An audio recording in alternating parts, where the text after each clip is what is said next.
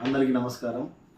ఈరోజు నేను మీ ముందుకు రావడానికి ముఖ్య కారణం 14వ తారీఖు 10వ నెల 2025న ఉదయం 11 గంటలకి ఎంపీ బస్తిపాటి నాగరాజు గారి ఆధ్వర్యంలో వారి కార్యాలయంలో ఈరోజు మన రాష్ట్ర మంత్రివర్యులు అచ్చెన్నాయుడు గారికి, అలాగే తెలుగుదేశం పార్టీ రాష్ట్ర అధ్యక్షులు పల్లా శ్రీనివాసరావు గారికి ఈరోజు మదారి కుర్వ కులపత్రాల జారీ విషయంలో సంబంధించినటువంటి రిప్రజెంటేషన్ ఇవ్వడం జరిగింది.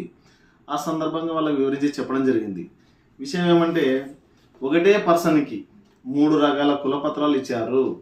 అది ఏమి అంటే మదారి కుర్వ మల్లికార్జున అని చెప్పేసి 1985లో మదారి కుర్వ ఎస్సీ, అదే మల్లికార్జునకి 2010లో కుర్వ బీసీ, అదే వ్యక్తికి 2015లో కురుబా బీసీ అని చెప్పేసి మన దగ్గర ఎవిడెన్స్తో సహా రెవెన్యూ వాళ్ళు ఇచ్చినటువంటి ఎవిడెన్స్ మదారి కురువా 1985, ఇతనికి 2010లో కురువా బీసీ, ఇతనికి 2015లో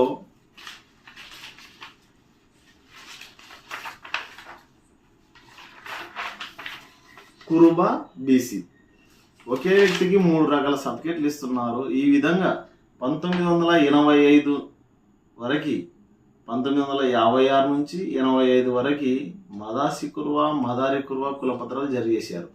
అదే వ్యక్తులకి 86 నుంచి 2000 సంవత్సరం వరకు కురువా బీసీ అని ఓసీ, బీసీ, ఎస్సీ, ఎస్టీ ఏ కుల జాబితాలో లేకపోయినా కుర్వా బీసీ అని తప్పుడు ధృవీకరణ పత్రాలు ఎంఆర్ఓ వాళ్ళు జారీ చేశారు.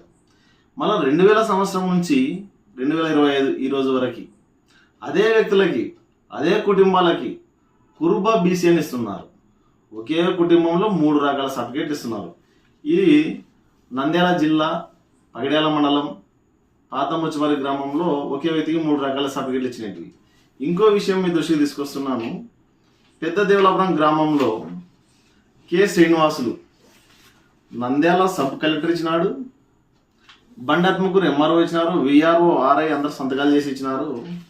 మదారి కుర్వ ఎస్సీ, ఇదే వ్యక్తికి తండ్రికేమో మదాసి కుర్వ ఎస్సీ అని ఇచ్చినారు, వారి కూతురికేమో ఇప్పుడు కుర్బా బీసీ అని ఇస్తున్నారు.